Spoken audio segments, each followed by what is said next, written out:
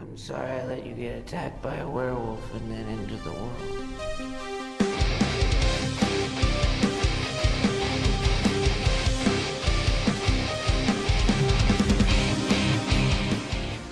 What's up, guys? Oldhead Mike here with a brand new edition of Streaming Terror.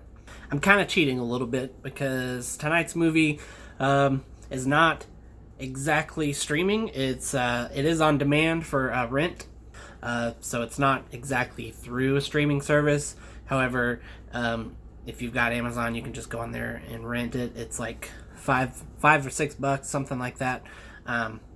But anyways, tonight's feature film is Becky. Made this year, 2020. Don't worry, I'm not going to give you any spoilers, so you can keep watching.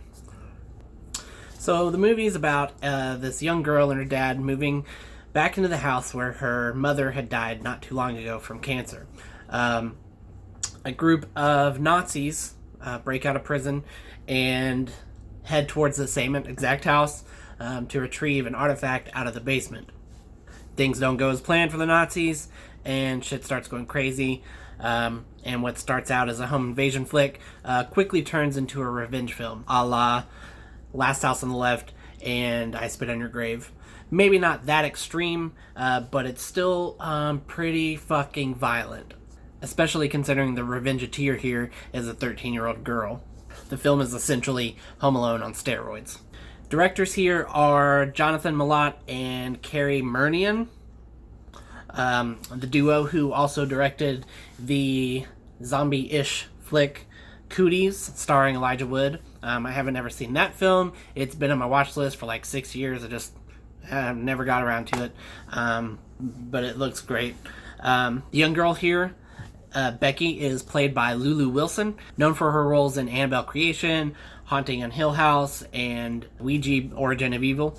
She does an awesome job of playing a conflicted, confused, angry, broken 13-year-old girl. She isn't perfect.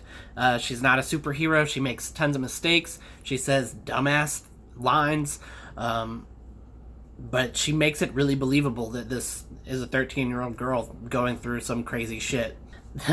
And for the main attraction that brought most people to this movie, the antagonist is played by Kevin James. Yes, Paul Blart. I'll be honest with you, the first 15 to 20 minutes of this movie, it was really hard to watch. I kept laughing just seeing him on screen. All I could see was, this is Paul Blart. This is that dude from King of Queens. I was like, until his character starts developing. His character's kind of Charles Manson-y, cult leader type Nazi leader who brainwashes and manipulates tons of people to do bidding for him, and he really does a really good job here. As soon as he starts being manipulative and doing evil shit, you forget it's Kevin James, and he really pulls you into the role, and I really appreciated him for that. It's actually surprising how good he does in this dramatic role. The rest of the cast do their roles decently. I'd say weakest here is Joel McHale is the weakest. He just plays the typical worried dad who unfortunately has to do some basic horror tropes, which are totally expected. Honorable mention to Robert Milet as Apex. He's one of the Nazi goons. He has a surprisingly deep background, a great character arc for being just a secondary character, just being a goon. The movie is extremely gory, extremely violent. I was not expecting it at all watching the trailer. I had to look away several times. I won't go into, I'm not going to spoil it for you, but I had to look away. There's some deeply disturbing parts in this movie. There's several great turns and twists in this movie as well. My only fault with this film is this isn't a spoiler. It's more of an anti-spoiler. So if you want to close your ears, it's not spoiling anything. But the thing that they're after is this key, right? They go into that pretty early, but that's as far as they go into it. They never say what the key does or anything. It's just a basic MacGuffin. We got to get this thing. They could have They could have just said they were trying to get money. Like, they don't say if it opens a lockbox what it is. It's just a key. Like, that's it. I guess they were trying to just go a little bit deeper by not using just basic money, hidden money in a basement, you know.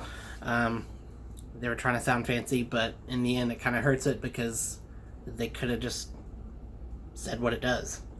But outside of that, it's a very fun, very gory film.